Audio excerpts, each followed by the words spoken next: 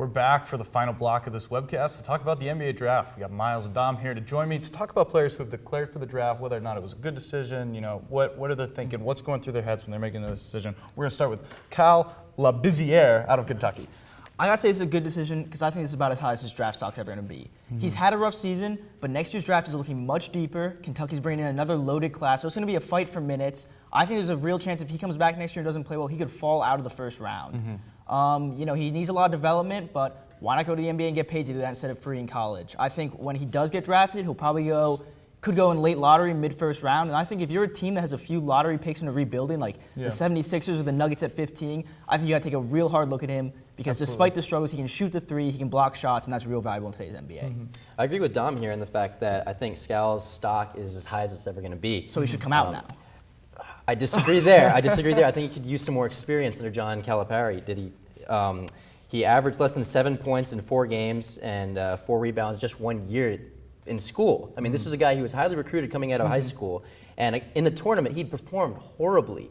He was against Colin Hartman, a guy who played with a broken right wrist, and he got outplayed. He got simply outplayed, and he was undersized compared to Labissiere. He did, and that's exactly why I think he needs to come out, because you got to take the money and run now.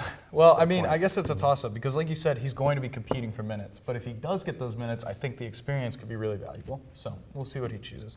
Moving on, Domantas Sabonis out of Gonzaga. What do you think about I got to give this a great move on Sabonis coming out. He had a great audition in the NCAA tournament, averaging 17.6 points per game this year.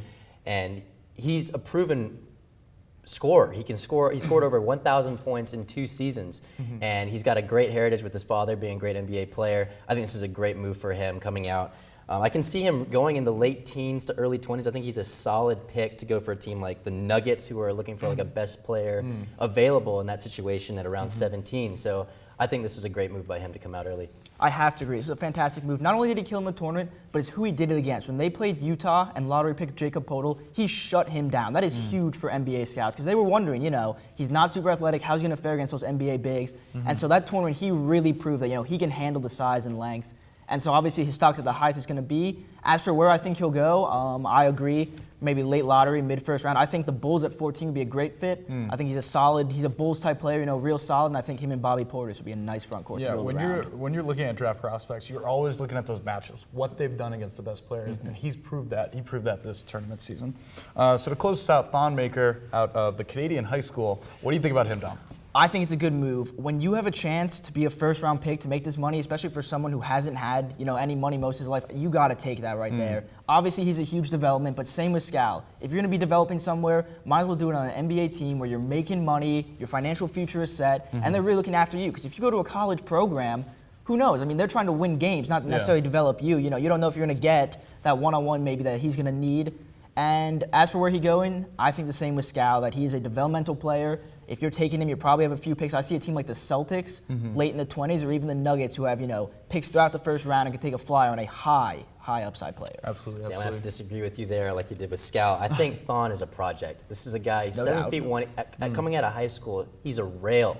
This guy needs some weight, needs some muscle. So in NBA weight room, best weight rooms there are. But experience is vital. And playing under a college team like Kansas or Kentucky, learning under a Calipari or a under NBA players. Roy Williams. But just the college experience is so vital. He will be years behind when he gets in the NBA. He's not polished. He's a developmental guy, as you said. He could take 2 years, and even then, you don't even know if he's going to be ready.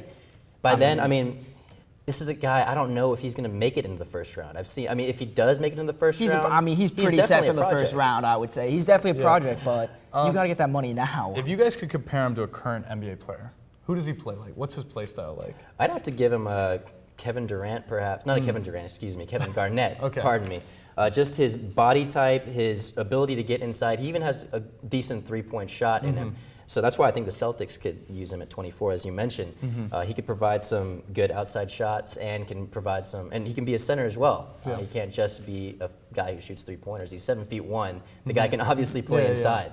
Excellent. To me, he reminds me a little actually of Kristaps Porzingis in that he's a big guy who can shoot the three while also defending the post, and that's why I really love him so much because he has that size. Obviously thin now, but in the future, he's gonna be a guy who you don't want to drive on. but he can also step out, he can hit shots, and he has some nice ball handling too. So I see him as a thinner, slightly shorter Kristaps Porzingis. You know, it's interesting you bring up Garnett because that's another guy who came out of high school right into the NBA. And it worked perfectly for and him. he was very successful. So we'll see what I'm saying happens. he's a Garnett though, just yet. We'll see, just yet. Give him a few years. But that'll do it for this episode of the One-on-One Sports Webcast. For all the talent, producers, and crew here at the show, thank you for tuning in. Be sure to join us next time. And as always, whose side are you on?